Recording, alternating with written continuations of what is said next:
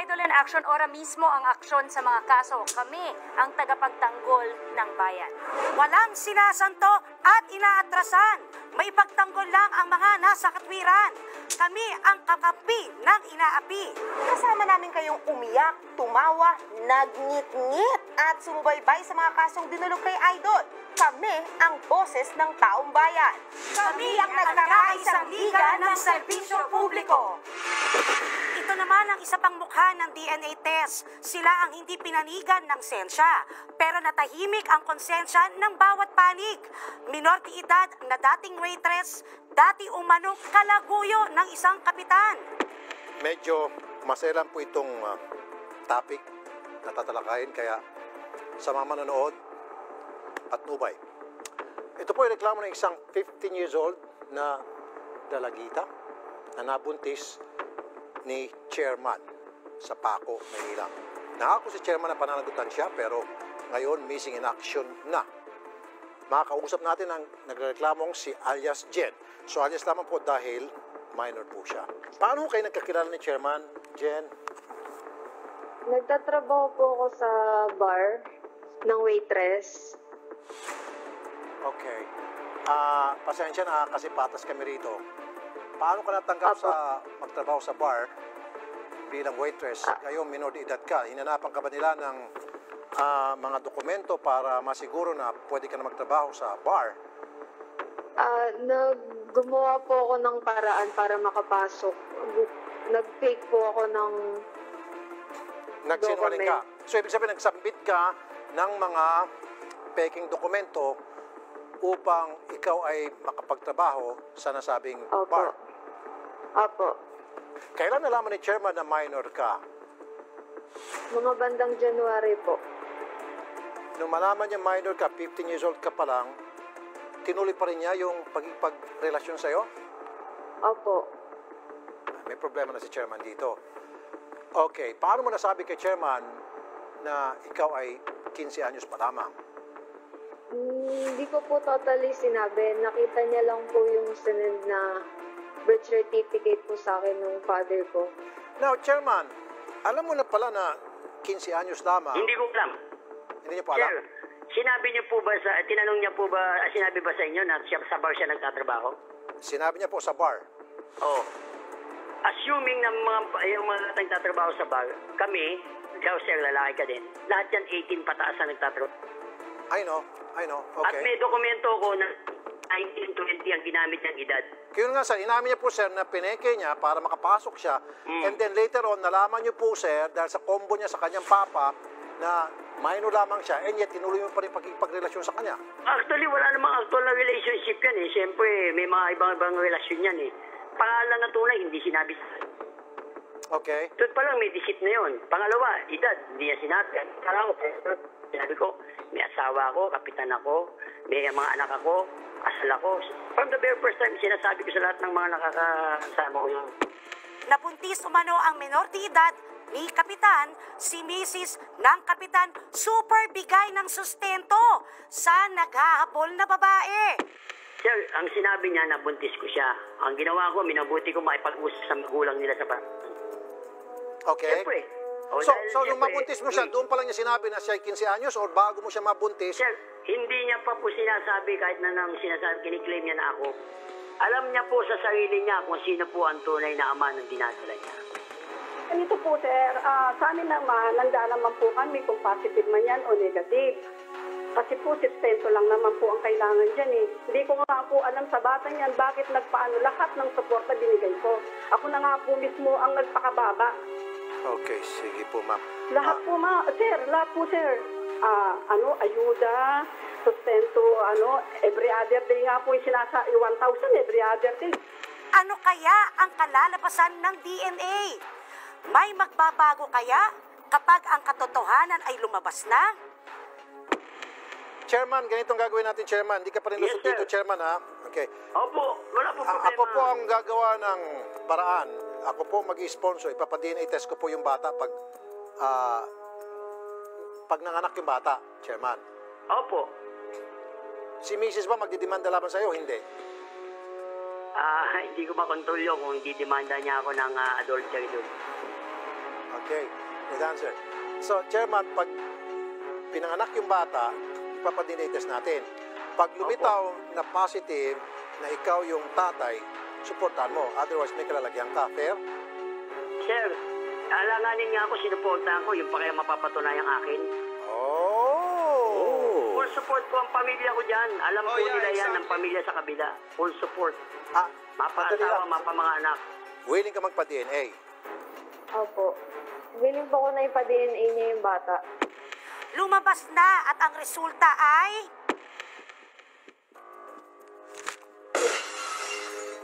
Wow! 99.999999999%. Wow, ha? Ma'am Rowena at Yes po. Ma'am Elsa, si Chairman ay hindi tatay ng baby ni Elsa. Ma'am, pasensya na, hindi ko kontrolado itong result, ma'am, ha. Kung ano lang po yung nandito, binabasa ko lang po. Ma'am Elsa, pasensya na po talaga. Kaya naman matatahimik na raw ang panig ni Kapitan, titigilan na rin ni complainant ang maghabol. Kaya ano ba ang naging aksyon ni Idol? Sinabi ni Kapitan na move on na sila sa nangyari. Bantay sarado na raw ni Mrs. si Kapitan. Sa lahat po ng nanonood ngayon sa Rapidol po, kung sino man po yung nagbasa sa amin, ano po yun, nasa inyo po yun, ay karapatan nyo po yun kung anong dapat nyo sabihin. At least lumitaw at alam ng Panginoon na nakapanig sa amin ng katotohanan. At kay Elsa naman, sir, ayusin niya yung buhay niya. Sa amin po, katahimikan lang. Okay, so, ayaw niya mag-apologize. Okay lang sa inyo? Okay na po, Panginoon ang bahala sa kanya. Karamihan sa mga dinudulog sa ating programa ay problema sa pamilya. Minessage sa Rapid Tulfo in Action Facebook page ang isang video ng mainit ng tampok si Mrs. Mister at Kalaguyo. Panoorin po natin. Sama ko, labas mo. Huwag ka magsinungaling. Papasukin mo ako. Jennifer. Ikaw mo pula dito. Sige, papasukin mo ako. Ano yung mga ano? Dito. Labas ka na.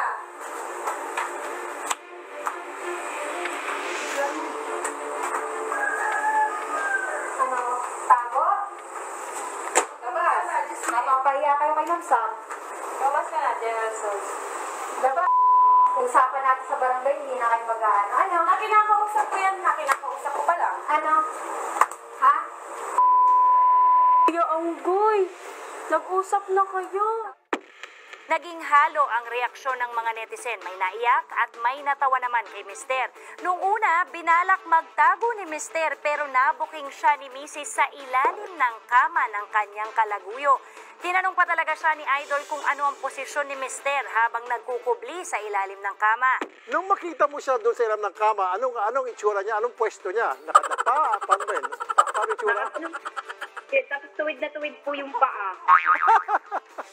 Tuwid yung pa. Okay. Huli ka, Balbon. Maraming netizens ang nanggigil dahil nalaman nilang, naku, buntis si Mrs. habang si Mister ay nasa pugat ng kabit. Maganda rito, pinigilan sila ni Idol na magbatuhan ng putik sa ere para maiwasan ang siraan. Sandali po, Mr. Cordoba, kayo po'y bumato ng napakaseryosong akusasyon. Ngayon, ganito, sir. Kung nagdududa ka, sabi mo baka hindi sa itong bata, ipa-DNA test natin itong bata pag lumabas. Okay sa'yo? Sige po. Pag lumabas na sa iyo itong anak, kakasuhan ka ni Mrs. Okay lang po. Call. Sa huli nang hingi ng sorry ang kabit, lumuhod siya at piniling lumayo na. Pero si asawa tinuluyan ang kaso ng violence against women and children. Idol Rapi, maraming salamat po kasi natulungan niyo po ako magsampa ng kaso laban sa asawa ko at sa kabit niya po. Nagpapasalamat din po ako kasi malapit na din po itong ma-actionan at matapos din po itong paghihirap po namin ng mga anak ko. Maraming salamat po sa Rapi. Makakamit ko na din po ang hustisya para laban po namin to ng anak ko. Maraming salamat po. Isa ito sa mga problemang mag-asawa na tinutukan ng maigi ng Idol in Action. Sunod naman natin aksyonan ang reklamo ng isang misis. Nadiskubre po ni Mrs. na matagal na pala ang kalaguyo ni Mister, ang cook sa kanilang restaurant. Uy, makakausap natin si Ma'am Janelle Mangalindan. Ma'am Janelle, magandang tanghali po. Good afternoon po, Sir Rap. Si Mister, karelasyon niya po ang inyong cook. Yes po, Sir Rafi. Pero po... Ano pong ebidensya yung meron mister- kayo, ma'am?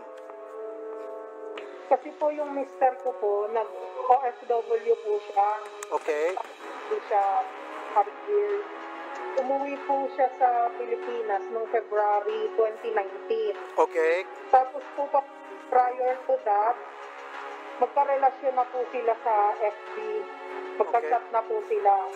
Balik ng February 2019 po, pag uwi niya, ayun po, nagkaroon na po sila ng relasyon.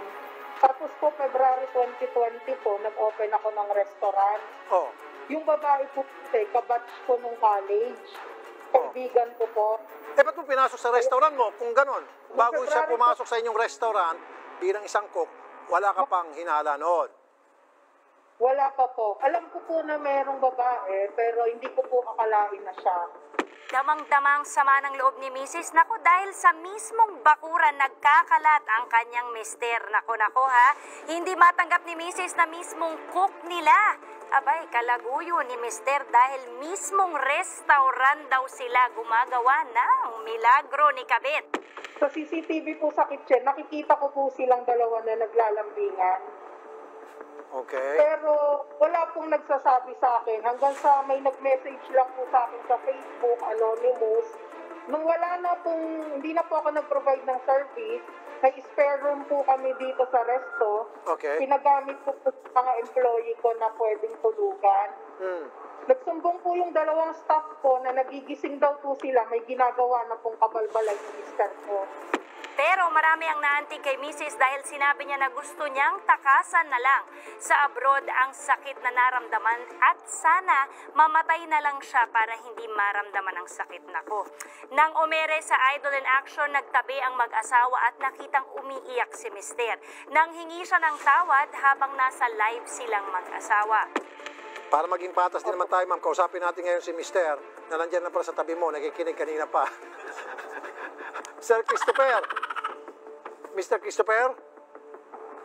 Sir? Nasaan na si Mister? Ma'am?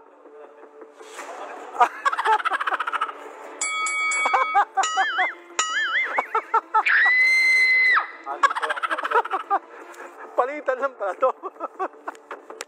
Mister? Maganda. Opo, Sir Idol, totoo naman po nagkamali ako, Sir Idol. Inamin mo. Kasalanan po talaga ako. Pwede bang tumabi si Mrs.? Pwede ba tawagin si Mrs. tabi mo para mas maganda yung nag-uusap tayo rito?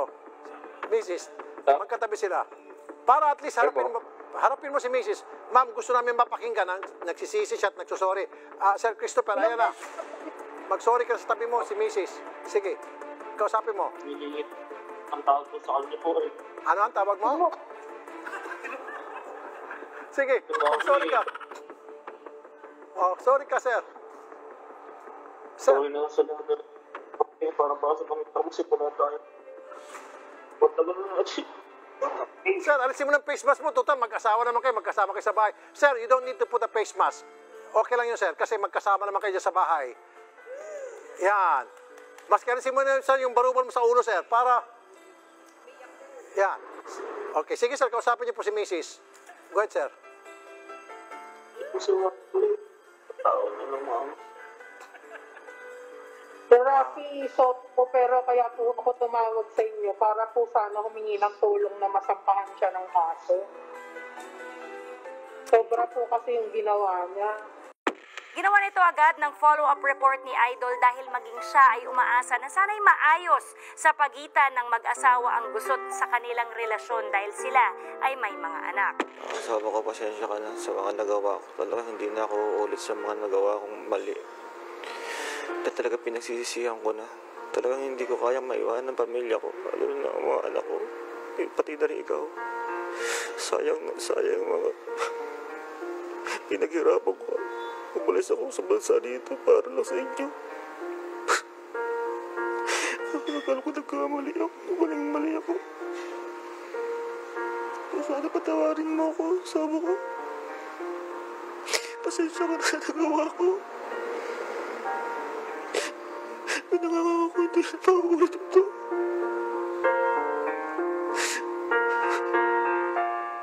Sabi ko nga, hindi na galit ang nararamdaman ko ngayon. Lungkot na lang. Nalulungkot talaga ako kasi bakit kailangan umabot kami sa ganito. Sa huli, nako, pinatawad ni Mrs. si Mr. Nakasurrender na raw ang cellphone ni Mr. kay Mrs. At sinabi rin ni Mr. na bumalik siya sa Mrs. dahil gusto niyang mabuo ulit ang kanilang pamilya. Yun nga po. Lahat po ng lakad ko po papaano ko po sa kanya tsaka yung pagka po ng cellphone. Nasa kanya na po, parang manghirap na lang po ako kapag kailangan po. Di na po ako biglang mawawala. Lagi na lang po ako sa tabi niya po. Ayun po. Mamahalin ko na po yung pamilya ko at yung mga anak ko at ang asawa ko. I love you. Would you mind it if we stayed and talked about the things Sir Rafi, maraming salamat po. Thank you is not enough para i-express kung gaano po ako nagpapasalamat sa inyo. Pero sobrang thank you po. And sana po marami pa po kayong mas matulungan. God bless po. Rapi Tulfo, isang... Nako, eto na siguro ang pinakamaselang kaso sa Idol in Action. Sabi ni Idol, kailangang maere para hindi na maulit at kapulutan pa ng aral, ha. Inaabangan ang bawat sasabihin ng inang nanghihingi ng tulong kay Idol Rafi. Ako bilang isang ina, hindi ko lubos akalain na mabubuntis ng nakababatang lalaking kapatid ang kanyang ate. Ito po'y SPG. Patnubay po sa lahat ng mga manonood. Napakaselan po itong usaping ito. Pero kailangan po rin po natin pakinggan ang sumbong ng isang nanay, isang OFW, at para maaksyonan at upang meron din po tayong pagkapulutang aral nang sa gayon, hindi po mangyari ito sa ating mga tahanan. Okay. Isang ina na labis po ang paghinagpis. Nahuli niya po kasi ang kanyang dalawang anak nagtatalik.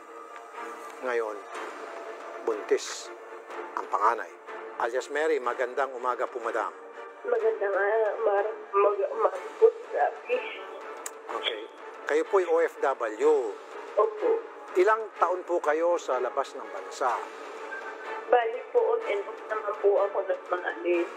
On and off po kayo? Opo. Ngayon lang po talaga ako natigil sa Pinas. Almost 3 years na po. Okay. Ilang taon po yung mga bata? Yung panganay ko po, magna-19. Okay. Tapos po yung lalaki ko po anak, mag-iigil po. Pero sa kabila ng aking isip, ano kayang dahilan kung bakit ginawa ng magkapatid ito? Ang masakit dito, nahuli sila mismo ng kanilang ina na nagtatali. Now, Nay, pasensya na, Nay, ha? Masakit man to para sa inyo, pero gusto ko lang malaman kung paano niyo po nahuli. Hindi ko po rin sabi kung bakit nung araw na yun nagising ako ng madaling araw. Nakita ko sila. Ang nakita ko sila sa ganung posisyon. Halos parang pinatay ako. Ang sakit na nararamdaman ko araw-araw, sobrang wala na po akong maisip na matino. Kinausap niyo ho ba sila pagkatapos noon? Opo, ang kinausap yung anak ko lalaki, tinawag ko sa labas. Okay. Ano pong paliwanag nung anak mong lalaki? Yun nga po, hihingi siya ng story sa akin. Sabi ko nga po sa kanya, halip na siya yung puprotekto sa kapatid niya, mamari. Yun po yung ginawa nila. Kinausap niyo rin ho ba yung panganay? Lagi ko naman kinakausap. Lagi ko silang tinatanong kung bakit sila ginawa sa akin yan. Wala naman akong alam na, opo, may pagkukulang ako sa kanila kasi hindi sila sa akin lumaki. Yun lang po. Hindi po sila lumaki sa inyo dahil kayo po'y nasa abroad palagi? Opo. Sino po yung nag-aalaga sa kanila? Sino po yung mga bantay nila? Yung panganay po, doon po yun sa side ng ama nilang namatay. Okay. Tapos yung bunso ko po, nasa magulang ko mismo. So from birth, and then 18 and 19 years later, doon pa lang nakita ito magkapatid. Never sila nagkita at nagsama before. Okay. At bakit ho agad-agad sila mabilis na pinagsama? Wala ho ba munang, kumbaga, kinausap silang pareho at sinabing kayo magkapatid at nagbanding-banding muna sila hanggang sa nagkaigian, hanggang sa naging komportable sila sa isa't isa bilang magkapatid? Wala hong ganon. Basta, hoy, magkapatid kayo, sige, magsama na kayo dyan sa isang bahay. Ganun po nangyari. Hindi po. Yun sa po, nanay po sa akin yung pagiging ina ko sa anak ko. Kasi po, yung 15 taon halos hindi ko nakasama yung anak ko. Yun po yung pumasok sa isip ko. Kaya kinuha ko po agad siya doon sa mga tiyahan niya. Ginamit na dahilan ng magkapatid na parang may galit sila sa kanilang ina dahil iniwan sila para mag-abroad kaya nagawa nila ito. Parang may sama ng loob po kasi ako kay mama kasi po. Hindi po ako lumaki kay mama. Nasa 4 years old po ako, ni isang mukha po ni mama. Hindi ko po nakita hanggang po sa lumaki ako. Nagtalim po ako ng sama ng loob. Alias Tony, magandang umaga sa'yo. Magandang umaga. Ikaw bilang lalaki, sana kung nangyari man yung bang natukso kayo, sana ikaw yung pumigil. Yun lang po, sir, yung pagkakamali ko, sir. Yun lang pagkakamali mo, kumbaga nabigla ka. Opo, sir. Bago mangyari yung nangyari na nga, yung first time, bago nangyari yon, ano ba yung pumapasok sa isip mo? Wala po, sir. Wala, basta't biglaan na lang. Opo. Pero bakit nag-abroad ang kanilang ina? Sakripisyo rin naman ang ginagawa ng kanilang ina para sa kanilang dalawa. Ginawa niya ito, yung pagpunta sa abroad bilang isang OFW, para sa kapatid mo. Yun di ba? Para maintindihan mo lang. Pinatutukan ni Idol ang kaso dahil sensitibo ito kaya pinakonsulta namin sila sa eksperto kay Dr. Camille Garcia. Sinabi ng eksperto na dahil twice sila o 2 beses silang nagtalik, ibig sabihin ay may atraksyon talaga sila sa isa't isa. Okay, usually po kasi yung mga ganyan pong klase na pangyayari, yung mga incestuous relationship, may mga pagkakataon na talagang sabihin na natin, nangyayari siya kung talagang nagkikita sila, tapos eventually parang walang option na sabihin na merong mali yan, merong na hindi tama yung ginagawa. Tapos ngayon kung sasabihin ni Maria, no, sabi niya na nagkaroon siya ng galit sa nanay niya. Sometimes kasi nagiging subconscious natin na gumante, kailangan gumawa ng something na mali. And then eventually, hindi naman talaga natin pwedeng sabihin na bigla lang nangyari to sa Rafi Dahil kasi yung involvement dito, para mangyari ito na kahit first time or second time, merong emosyon. So pag nangyari natin na sabihin natin na may emosyon, meron na talagang emotional involvement silang parehas. Abay ang ending, pumayag ang magkapatid na maghiwalay muna. Napunta ang lalaki sa kanyang tsuhin habang ang ate ay kinuha ng kanyang ina. Sinabi rin ni nanay na aalagaan pa rin niya ang kanyang apo. Ganyan naman kasi talaga ang mga ina. Ilang beses mang magkamali, ang iyong anak abay tatanggapin mo pa rin sila. Bilang simula, binigyan ng ihawan business si nanay. Ang tatanungin kong malaking utang na loob yung kay Serapi. Sana po marami pa po kayo matulungang katulad ko. Yes, mga kapatid. Ating balikan ang mga nakakaantig na mga kaso sa Idol in Action. Malapit sa puso ni Idol Rafi Tulfo ang ating mga OFW. Kaya hindi talaga malayong naging takbuhan ng mga inaaping OFW ang Idol in Action. Ang episode na ito ay malaking larawan ng sakripisyo ng mga manggagawang Pilipino sa labas ng Pilipinas. Makakausap po natin si Ma'am Shirley Pacaon. Siya po ay kauwi lang galing Saudi Arabia at nakita niyo naman po yung kanyang video. Sobrang sama ng loob niya po sapagkat yung kanyang mga pasalubong sana para sa kanyang mga anak sa Pilipinas, pinaboy. Ayun, tanong problema siya. Ano na ang pampasaya niya sa kanyang mga mahal sa buhay dito, gayon watak-watak na yung mga pasalubong niya. Alright, magandang umaga po sa inyo, Ma'am Shirley. Magandang umaga po. Sana po kayo ngayon, Ma'am Shirley. Saan probinsya po kayo ngayon? Nandito na po sa Mabitak, Laguna po. Sa Laguna po kayo. Kailan po kayo dumating, Ma'am Shirley? Noong pong September 24 po. Ilang taon po kayo doon sa Saudi?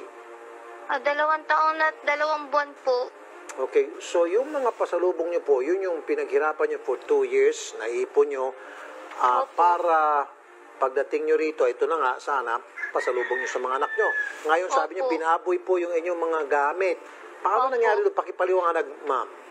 Ngayon po, natapos ko na po yung bagahe ko na ipack po sa mga maleta ko tsaka po sa box.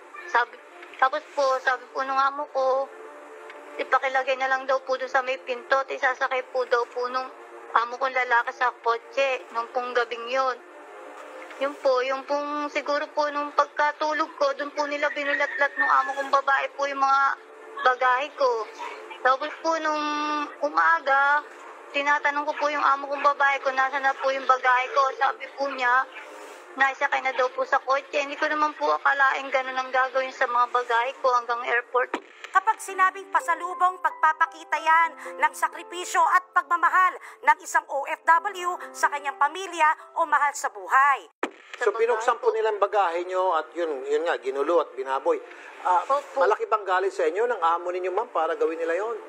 Hindi po, yung pag-alis ko naman po doon, okay naman po. Tatawa-tawa pa po sila. Sabi nila kung ready na daw po ulit akong bumalik sa kanila, tumawag lang daw po ako sa kanila. Nagbabay pa nga po sila sa akin eh. Okay. Bakit po nila napagtripan ang inyo pong gamit? Hindi ko po alam. Yun nga po ang iniisip ko eh. Ako nga po nagluluto sa kanila. Hindi ko naman po binababa yung mga pagkain nila, yung mga gawain bahay. Hindi ko naman po ginagawa yun. Ba't po nila ginawa sa akin yung binaboy po yung para po sa mga anak ko? Hindi ko naman po binaboy yung mga anak niya para sa pagkain. Yung po para sa mga anak ko, yung po iniisip ko, ba't po niya binaboy yung mga pagkain po ng mga anak ko? Pinayuhan din ni Idol ang OFW na huwag nang bumalik sa ganung klaseng amo para na rin sa kanyang kaligtasan. Ma'am, huwag na kayong bumalik kung gano'n, balasubas, ba't mo pa babalikan yun? Tama Kaya na dito ka na. Yun nga po ang ano ko hindi na po babalik. Tatawa-tawa pa nga po sila. Sinat ko po sila sa WhatsApp, sinat ko po yung mga bagahe ko sa kanila para makita nila. Nung nakita na po nila, yun, binalak na po nila ako sa WhatsApp. Okay. Ilan pong anak niyo, ma'am? 4 po. Ilan taon po yung bunso? Yung bunso po, 10 taon po. Ilan taon po yung panganay? 21 po. Anong trabaho po ni mister? Ay, hiwalay na po kami ng mister ko. Matagal na po. Hello? Anong pangalan mo? Renson po. Oh, ano ulit? Renson po. Renson, happy birthday! Ilang taon ka na? 10 po. Oh, ano yung binigay sa birthday gift ni mama mo? Wala. Nawala. Kasi sinira nung kanyang amo na bad. Kaya ano pa ba ang nangyaring aksyon dito ni Idol? Aba, binigyan ni Idol ng 50,000 piso na ginamit ng domestic helper sa kanyang sari-sari store. Mas gusto na raw niyang magsimula muli dito sa Pilipinas. Ito na po yung pinangako niyo pong 50,000 na malaking tulong po sa amin po ito ng mga mag-iina po, sa pamilya ko po. Yung pong iba, napamili ko po ng ibang paninda po at grocery po sa bahay namin. Pagdadag po sa tindahan namin po. Lahat po ng OFW, saludo po sa inyo. Maraming salamat po, Sir Idol Latu. Paalam po. Thank you! Eto naman mga kapatid, naalala niyo ba to? Dahil nagulantang yung showbiz industry ha, dahil sa premyadong kontrabida na si John Regala na nag-trending na nanghihingi ng tulong kay Idol. Hello, Sir John. Hello? Mr. Regala. Oo, Kuya Rapi. Marami po nagtag sa amin, ano po, dahil nakita po yung inyong litrato sa social media para kayo po yung makausap namin at tingnan ko anong pwede namin maitulong. Sir John, anong nangyari sa inyo? Siguro po sa sobrang pagod po sa trabaho. Hindi naman po ako manginginom ng alak. Hindi ko po alam kung paano po ako magsisimula. Sir John. Iniwan pa po ako ng aking asawa dahil wala na nga po akong pera. Binigyan siya ni Idol Rafi ng 100,000 pesos bilang tulong ginamit niya ito pambili ng gamot at mga grocery. Lakasan niyo lang po ang loob niyo, sir. Hindi naman kayo bibigyan ng pagsubok ng Panginoon kung hindi niyo kakayanin. Nasa inyo rin po yan. Pero kakayanin niyo po ito. Nandito na po kami para umalalay at tumulong sa inyo sa abot namin makakaya. talagang wala naman po akong makakapitang iba kundi siya lang. Opo. Sige po, sir. Ngayong araw na po ito, kukontakin po kayo ng aming mga staff at yung tulong po parating na agad-agad po, sir. Yung aking pangako. Lagi kitang alalahanin. Ang dami yan. Hindi kita makakalimutan. Salamat po.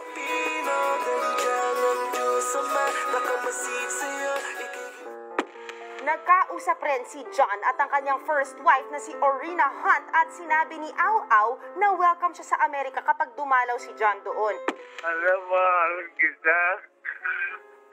Kaya hindi mag-ufal.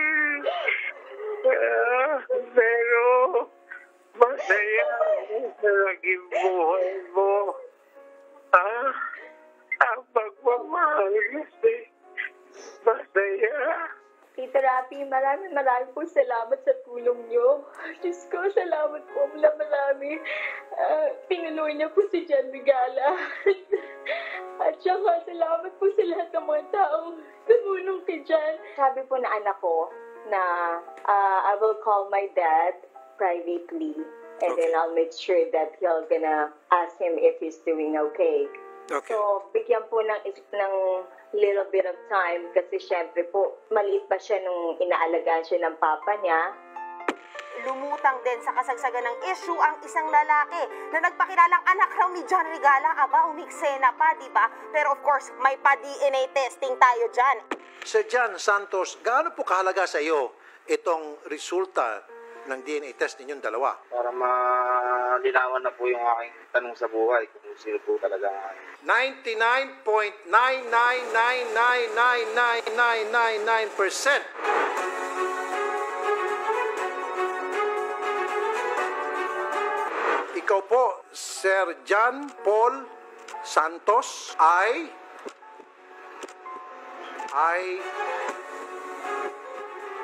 hindi po kayo anak ni Mr. John Regala. Sorry po, Sir John Santos. Negative. Ito po, nakalagay rito. Sir John Regala, sabi mo kanina, ito, gusto magmensahe sa kanya. Ano pong gusto mong sabihin kay Sir John Santos? Iyo, kung naguguluhan ka man sa ngayon, matatagpuan mo rin ang sagot balang araw. Kung ako talaga ang ama mo, talagang ipagmamalaki kita, aakapin kita, lalo na malapit na ang kaarawan ko. Isang regalo ka para sa akin.